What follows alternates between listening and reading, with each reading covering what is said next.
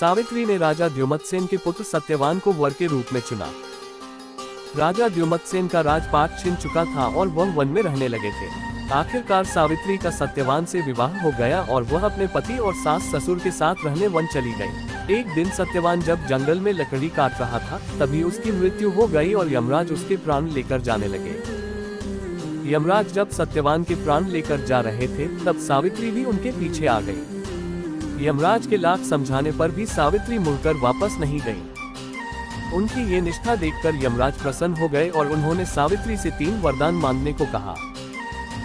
तब सावित्री ने सास ससुर के लिए आंखें, खोया हुआ राजपाट और 100 पुत्रों का वरदान मांगा। यमराज ने सभी मांगे मानकर सावित्री को वरदान दे दिया।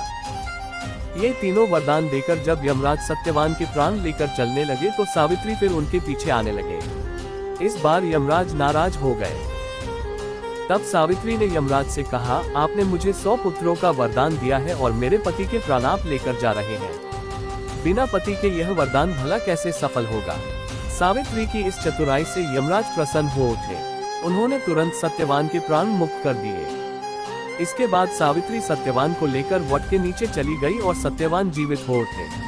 सावित्री जब पति को लेकर वापस लौटी तो उन्होंने देखा कि उनके सास ससुर की आंखें भी वापस आ चुकी हैं और उनका खोया हुआ राजपाट भी वापस मिल गया।